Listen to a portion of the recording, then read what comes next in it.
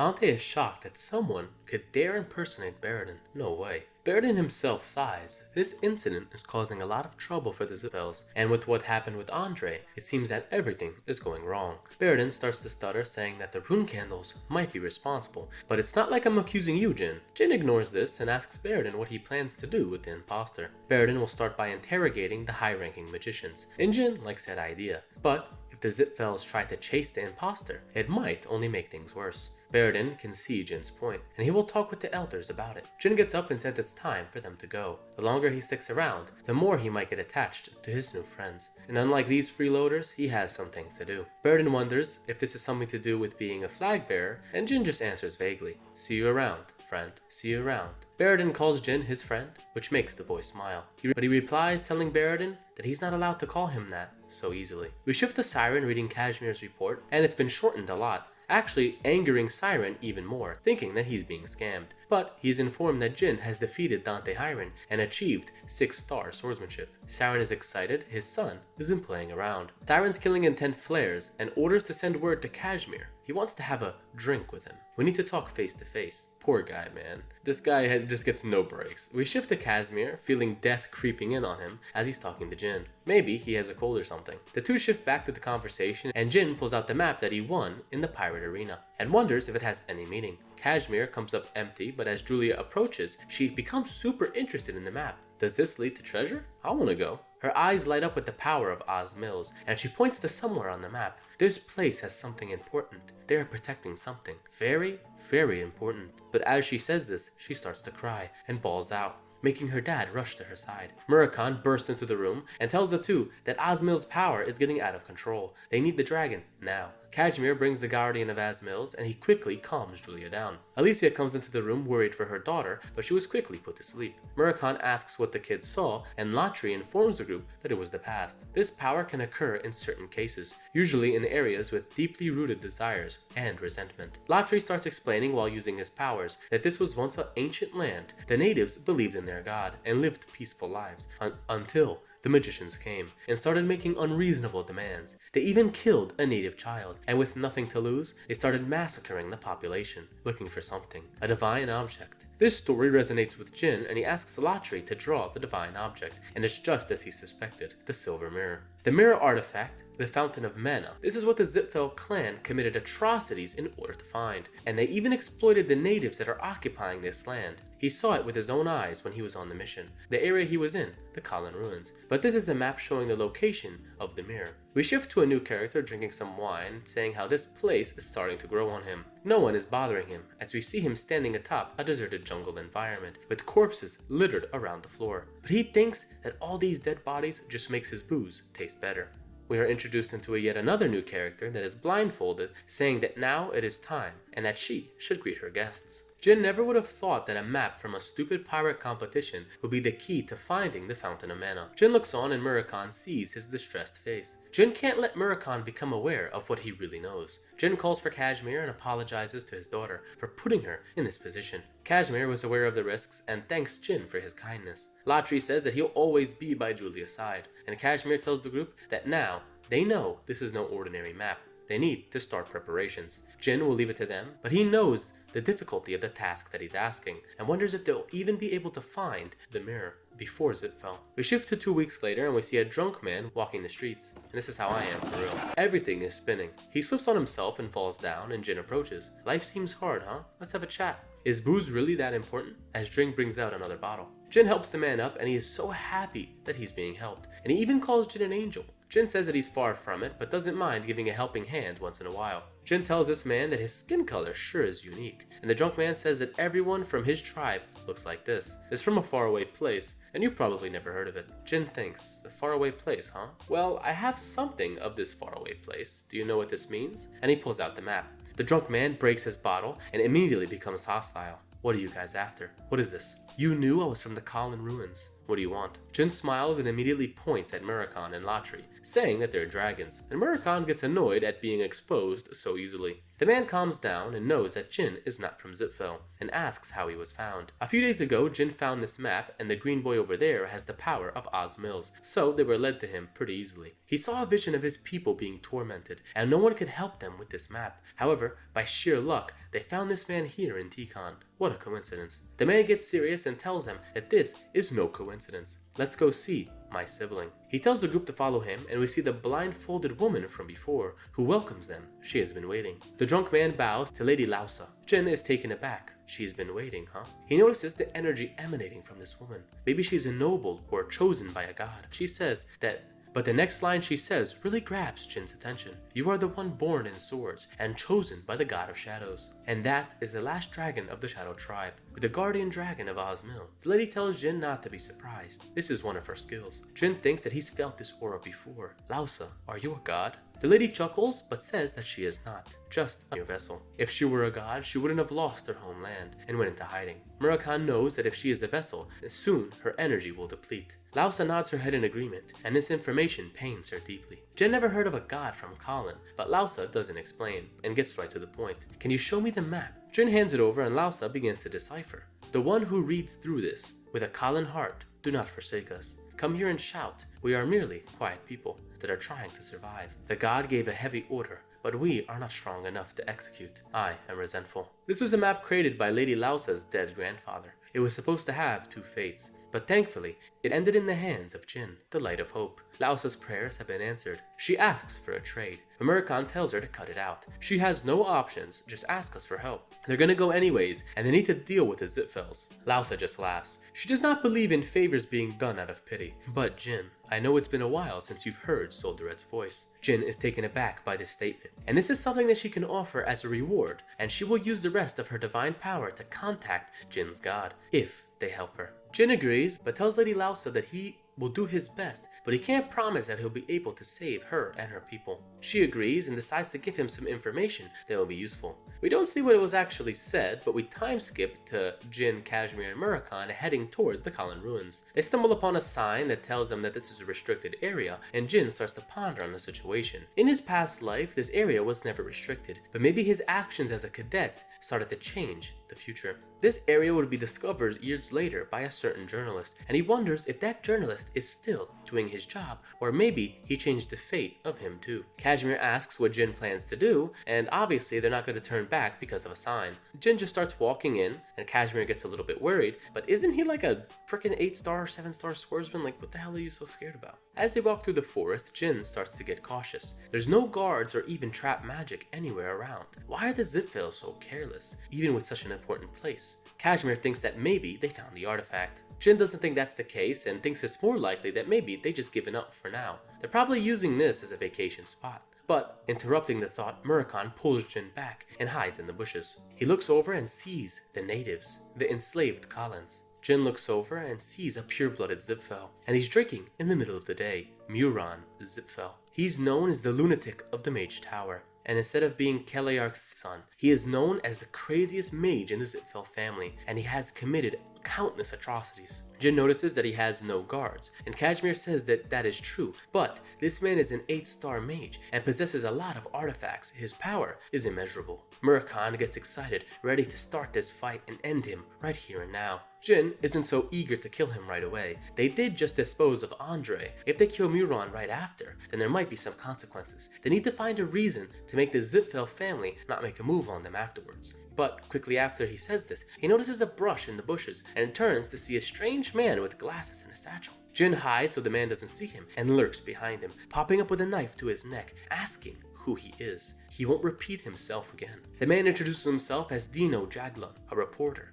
And Jin knows his name. This was the same reporter who reported about the Colin ruins the first time around. And it seems even though the situation has changed, Dino's objective has not. Even though he has a frail body and is only in his 20s, he's still fighting hard against the Zipfels. Jin finds this quite admirable. He asks him what he's doing here. Are you trying to get the next big scoop? Tell me the content. Dino doesn't answer and asks where the hell Jin came from, and Jin just says they're passing through, just some simple travelers. Jin says that even though they are traveling, the situation here seems strange, and he's not sure if the Zipfels are treating these people as they should. Dino agrees. The situation in the Colin ruins is terrible. These people are enslaved. Muran wonders if they should even start talking to this guy, but Kashmir informs him that they probably have the same goal. Dino's goal is to expose the reality of the Colin ruins. Dino takes a book out of his pocket and gives it to Jin. This is all the information he has collected over the many months he spent here. He already approached Muran and even had some drinks with him. He's been doing that for the past few days, asking questions, trying to gather any knowledge that he can.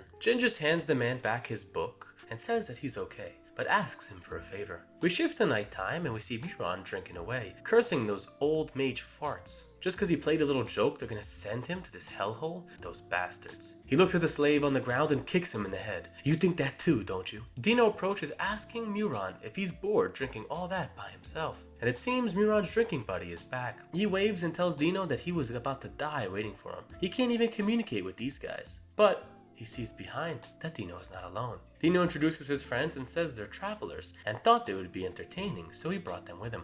He apologizes to Muran that he brought them without permission, but the mage just says that he's fine. Dino continues that he met these travelers in the Phelan Kingdom while digging for some medicinal herbs. Jin takes off his hood and says it's an honor to meet you, Sir Muran, Zipfel. But Muran smiles in excitement. We flash back to Baron at the table talking about his older brother, Muran. He doesn't think high of his sibling, and knowing the things that he has done makes Baron want to throw up. And yet the family allowed him to become a pillar of the Tower of Magicians. Before Jin left, Baradin gave him a warning. Never fight Muran. We flash back to the present as Muran is talking to Jin, asking if he has any stories. Jin just laughs. Nothing he has would be entertaining enough for a Zipfel. But Muran tells Dino that he is pretty brave. Ever since he met him 2 years ago, he was curious on why a reporter would stumble into a Zipfel restricted area. Muran places his arm around the man, causing him to freeze up. I'm not saying I'm mad, Dino, but I am a little bothered. Now tell me why you're digging around and asking the Crimson people what's going on. Hearing this shocks Jin. You see, Dino, whenever I turn my back, you always start poking your little nose into my business, and it really bothers me. I even had to pick out the ones that you talk to. Pick out? What do you mean? Muran starts to laugh. Everyone who gave Dino information is long gone. How didn't you notice? Muran starts breaking out and laughing. These vermin, they don't understand a thing. They have faith in their useless god. I don't understand it, but now I get it. The ones behind you are from the Garden of Swords. This is why you're so confident. Muran's expression sends chills into Dino, but Muran pulls him back before he was killed. Muran set off a fire barrier. Jin wasn't able to detect the mana behind that spell, and even if he hid the spell, Jin should have been able to sense something. Interrupting his thoughts, Muran yells out to him. A mage can hide his mana, but it's impossible to completely erase it. He must be hiding something. Muran smirks. You're a Jin rune candle, huh? It seems the prophet I let slip away contracted you. No matter. Jin holds his sword steady, and he's gonna put Muran in his place. But the Zipfel starts questioning why Jin is doing this. You're only a provisional flag bearer. Jin tells the man to shut up, and the fight begins. As Muran prepares several blue orbs around his fire barrier. He fires them at light speed, but Jin dodges. Muran gets Dino out of the way, but Muran is a sick bastard. He's firing off his spell in every direction, killing even the slaves who are unlucky enough to be in the way.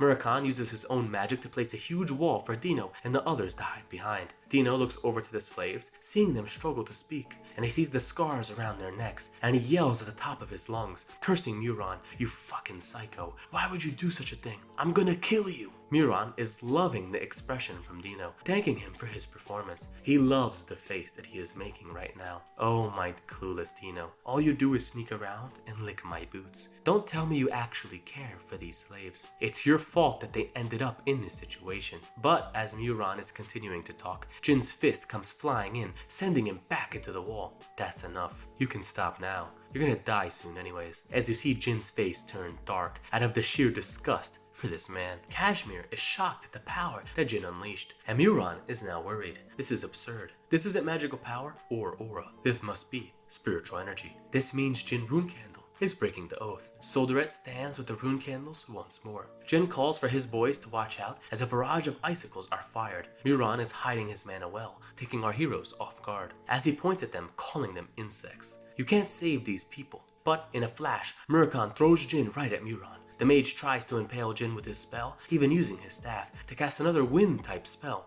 and it looks like it connected. But as Muran is laughing, Jin appears behind him with his mask equipped. Despair sets in for Muran as he yells for Jin not to come any closer. He separates the two with an ice barrier, Jin slashes through it, and Muran starts to give up. But his wicked smile starts again. Well, that was dangerous. A trap spell activates under Muran, and hundreds of red chains emerge. Muran is confident that he has Jin now. Jin cuts the chains down, and Muran's excitement is only beginning. He thanks Jin.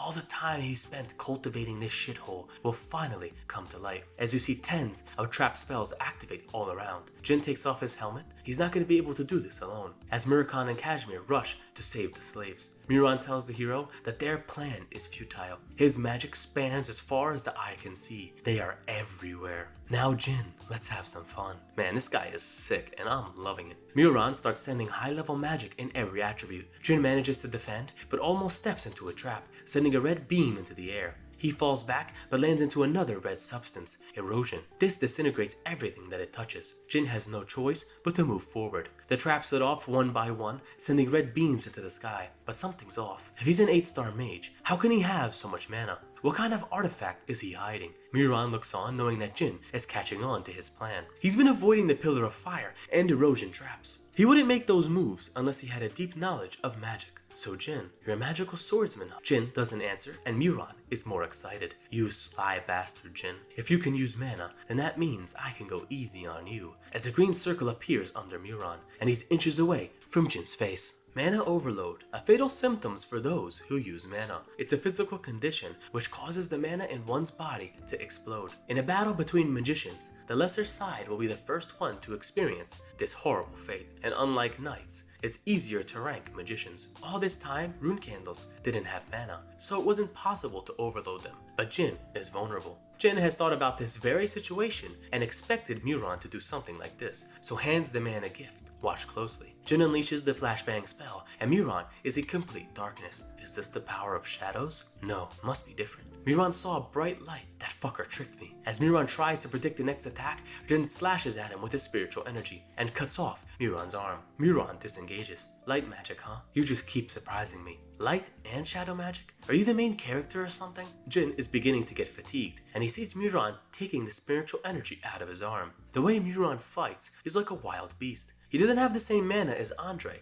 but he's a much more difficult opponent. The Zipfel stands there thinking about his options and starts to laugh. You see, Jin, you and me, we're the same. Jin has no idea what he's talking about. I've used maybe 3 so far. Jin starts to understand as Muran points to his staff. Those slave bastards that the reporter tried to save, they have been quite useful as my mana amplifier. Jin tightens his grip and begins to get angry as Muran replenishes his mana. Now, Jin, you wanted to kill me, right? Then you need to get through all of these slaves first. We are the same. We will both do anything in order to achieve our goals. Come at me, Jin, and kill the people you want to protect. But out of nowhere, a crimson girl comes out of the woods, telling Jin that the man is lying. He isn't using their mana. He tortured them to find out how to use the divine relic. Jin is shocked. Does he really have the mirror? Muran is baffled, yelling out for this mongrel to stop. All of the people who collapsed here, her people, they're all dead. Muran yells at the girl, telling her to shut the fuck up. But she continues. This murderer used her people as test subjects. He's trying to manipulate you. Please, kill him. Muran clenches his teeth. It seems this rat doesn't know her place. He fires up a spell ready to kill her and sets her ablaze. This bitch wanted to ruin my show, and this was the finale where I showed off all of these corpses. Dino calls out for Jin, telling him that they have to save that girl. She is the prophet's proxy. Please,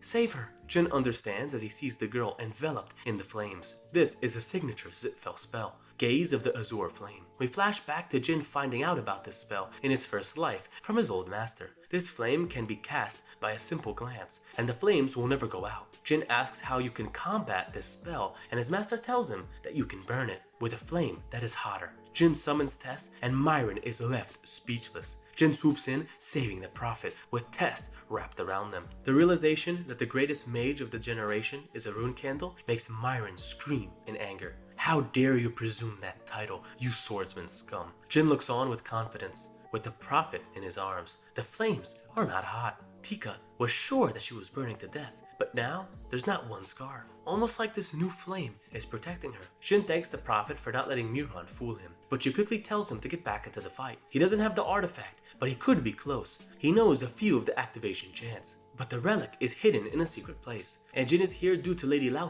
right? When the fight is over, the prophet will tell Jin the location, so please free us from this suffering. Jin starts mocking Muran. Are you mad that Tess chose me? Is this all the spells you have? Some little traps and fireballs? Is that all of your tricks? Because now I'm done playing. It's time for you to go to hell. Muran gasps and drops his staff. I was the spouse of the Witch of Hell. I'm the one who shared a glass with the kings of the Black Sea. Hell, you say? I will show you real hell. Muran's power turns dark as swirls begin to form. He puts his hand out, but Tess's flames begin to surge onto him. Muran is getting pushed back by the pressure, and Jin is shocked that Tess is putting so much power into this attack, almost like she is angry. Murakhan jumps back, saying that he saved all the natives, and the magic being used right now is the Demon King Orgal's possession magic. They need to stop Muran now, while Tess is delaying the activation. Gather all the spiritual energy into your blade and cut him down. Murakhan himself throws a ball of shadow energy that leaves a trail, telling Jin to run on top of it. Jin starts to gather all of the enormous power, but feels the effects of mana overload and starts coughing up blood. The mana that Tess is exuding is starting to be too much, and Muran picks up on this. And now he will be the ones whose life will end under Hyoram's dagger, the one worshipped by death. Jin grits his teeth and strengthens his grip. Muran's grin turns to shock as Jin raises his sword. Even if he has to swing 10,000 times, his first swing will be the same as his last. He will pour every ounce of his will into his sword and cut. Jin brings down the full force of his power, slicing the dimensional rift, and Muran leaving a huge slash of spiritual energy. Jin lands back, and the dimensional gate has been shattered, and Muran is stuck in disbelief, and soon after, he's burned alive by Tess. Jin walks up to his charred corpse. This time, when he used spiritual energy release, it was different. Maybe he had a glimpse of the mind's blade. Muran's staff begins to light up, but his body falls and crumbles into ash. Jin, feeling relieved that the battle is over, collapses himself, feeling the after effects of mana overload. The staves used by the Pillars of Magicians have some unique features. A small rune inscription at the bottom of the staff, if swung at the right angle, will activate an emergency signal. Back to the Tower of Magicians. Jin wakes up, and he said this while he was in his sleep, and he knows that they have little time. Murakhan shoves medicine down Jin's throat, and Jin immediately begins to hate the taste, but throws up some black goo. Murakhan explains that Jin almost died from mana overload, and what he was fed is the horn of a special creature that is a special medicine for this very situation. Jin starts to feel his mana calm down, but his mana and spiritual energy are still fused. Kashmir tells Jin that he did a lot, and he's thankful that he's okay. Jin wonders if Kashmir was the one who prepared this medicine, but actually, it was brought by Dino and Tika. Muran talked about this very ingredient one day when Dino was his drinking buddy, and Tika, the prophet, actually found it. She formally introduces herself to Jin and bows, saying that she'll never forget this day. Jin has brought them salvation. She reveals the true nature of his mission, to restore the divine relic. Jin is taken aback, so it's not operational. Murakhan interrupts, and he's been around for thousands of years and hasn't heard of this relic even once. Muran was using way too much mana, so that relic must have been amplifying his power. Who is this god that created the relic? Tika says the name, Kulam. Murakhan has never heard of this god, but Kashmir has a good idea, telling the group that they should take the relic to Tikan and at least get out of the crime scene. Tika says that there is a small problem. They need to restore the relic before they leave, and they have to unseal the land with the energy of the sun. Murakhan is baffled. It's the middle of the night. Tika says that they must wait here, making Murakhan question why this has to be so complicated. They're going to get captured at this rate. Jin thinks on the situation. The sun, the Zipfels. How is this all connected? Something's missing. Something important. Muran has been handled, but Jin picked up on his staff. They don't have much time. The Zipfels will arrive soon. We shift to Midor Elner,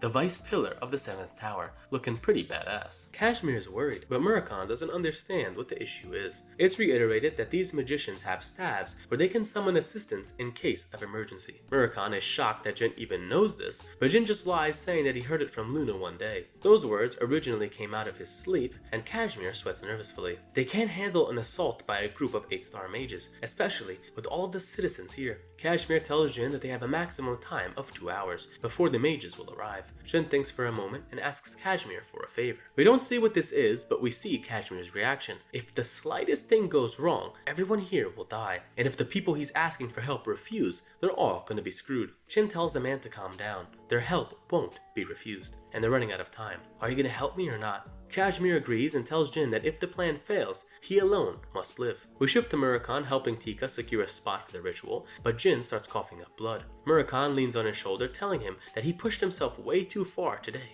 Muran makes a joke about Muran. So that crazy bastard dies in battle and then tattletales to his friends? Where's his honor? Jin says that technically he did the same thing with Luna when fighting Andre, so I guess they can call it even. Muran asks if the help Jin is expecting will be late, but Jin is confident that they will arrive sorta on time. We shift to the mage reinforcements flying in on dragons. They're arriving to the ruins. One of the mages uses magic to get a better view. The natives are doing a ritual next to some unknown targets. As for Muran, he's nowhere to be found. The second in command tells the vice pillar to stay calm. They don't know if Muran is dead yet, but the vice captain wants to kill everyone who's even responsible. Muran spots 6 incoming dragons and 30 magicians. If need, he can transform and hold them at bay. Jin equips his mask. Muran thinks to himself that if this was 1,000 years ago, he would end this in a second, and curses Tamar for how weak he has become. The dragons land, and Muran informs Jin that these are crimson dragons, a subspecies that is under Khadun's command. The vice captain shouts his name, Midor, and asks where Muran is.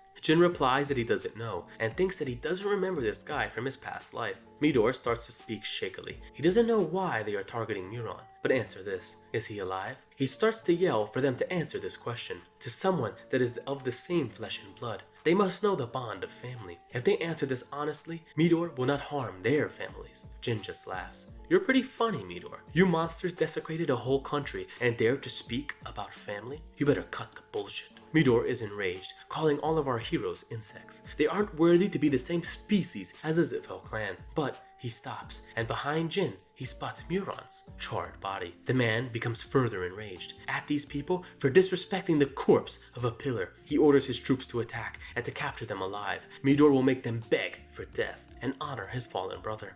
Each mage is using 8-star magic, and this isn't good. But out of nowhere, a voice is heard, and an icy mist takes care of all the spells. Cyrus and Dorma and her mother arrived to save our boy. Taris only came to see who the boy is that her daughter likes. Midor is shocked that all of his troops' spells were frozen. He notices the cold air and the chilling presence. Is this the master of the hidden palace, Taris and Dorma? It seems Kashmir succeeded, and Muran is impressed. It seems all the hype he was giving Taris wasn't for no reason. Nice job, kid. Occupying these bad bitches is the snow-toad Mort, who can only be summoned by those chosen by Myriad Ice. Taris tells her pet to go get some rest, and summons a huge ice barrier around Jin and his friends, and asks him if he was the one who got her daughter flowers. Jin confirms and Taris laughs. You're quite famous. How are you still standing, by the way? You look battered and your insides are torn to shreds. Jin says that he's fine, but Taris has another question. Are you the one who killed my boy toy? You remember him, right? It seems Cyrus didn't try to hide it, and Taris isn't really mad about it.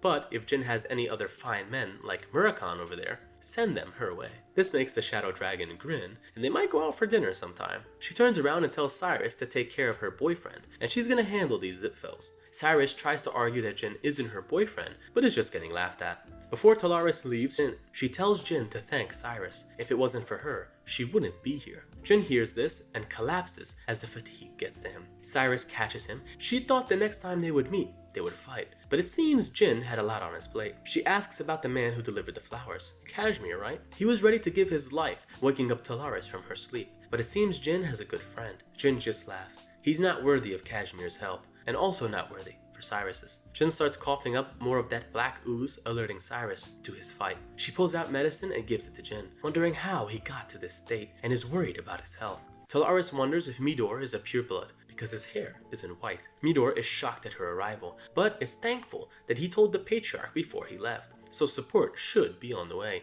He just has to hold out. He screams out to Taris, introducing himself, and asks why she is interfering with their business. The woman turns it around, asking why Midor is interfering with her business, and if they turn around and leave now, she'll turn a blind eye. The man behind Midor starts to get cocky, asking who Taris thinks she is to do this in Zipfel territory. But Taris summons a mana serpent, causing the man to shit his pants. She tells him coldly to shut that mouth of his. We shift to that same elder, and his mouth begins to foam, and he drops to the floor. Midor orders his men to raise a barrier, and the 6 dragons start firing as well. Taris uses some magic of her own, but Midor counters. It seems he's ready to fight, and swears that even if he dies today, he will erase Taris from the map. He prepares his staff and sets a fire spell to explode right on Taris' shoulder. This is the power of flame that the Patriarch gave to me. Even the Master of the Ice Tower can't survive that. But shocking Midor is Taris mocking his spatial explosion spell. If Keliark gave you that power, then he must really value you. But he forgot to tell you one thing about the Hidden Palace, and Taris will teach him the first lesson of Myriad Ice. Taris sends an icy wind towards the Zipfel mages, and Midor is taken aback, but is horrified to see when he turns around that all of his comrades are encased in ice. Looks back at Taris in despair. She asks him, what has him so shocked? Was it the barrier that you put up that disappeared in an instant? Or is it because that you're now missing an arm? Midor looks down at his now separated limb, but feels no pain. He can't feel a thing. Taris brings her blade close to the mage's neck, and this is her problem with magicians. They take their eyes off the enemy, even when they're right in front of them. Midor falls to the ground, hopeless at the power difference. He couldn't even stall for any time, and even if support arrives, they would be killed by this monster. But in a flash, Midor and his troops are teleported out. Masked mages tell Midor that now the Midnight Sun will handle this situation. Cyrus thinks that everything is over, but a warship hangs overhead. The Kozak Zipfel warship is now descending on our heroes. Jin knows that now the Zipfels are taking this serious. The ship isn't the problem, but the people on board are. An elite squad of mages handpicked by the Patriarch. Jin can afford to sit around, but Taris interrupts, telling him that they need to retreat. This will be the last favor she will extend to Jin, but Jin tells her that they can't leave yet, until the ritual is over. But Taris isn't pleased with this news. She isn't asking Jin, but telling him. Our boy stands up defiantly and says if they can't see this ritual through, the Zipfels will be unstoppable, and countless lives will be ruined. Help us prevent this tragedy. Taris turns around. 1 hour is all you get, and once this is over, I will have to have a word with your parents. Jin rushes to Tika, trying to see if she can speed up the ritual. Tika has to wait for the sun to rise, but assures Jin that if he leaves, they will live. The Zipfels cannot afford to kill them. If only Lady Laa was here, maybe they could do something. Cyrus overhears this and asks if this Laa person is still alive. She summons her big toad and says that she can bring her here. Taris sighs. Her daughter is using Mort without her permission. She sure is enjoying her youth. Now, where was I? I need to fulfill my end of the deal. Muran stands by her side, offering his help to defend the elite Zipfel force. An hour, huh? Light work. Taris is surprised that the dragon is helping her, but Muran smiles. He might not be able to use his full power,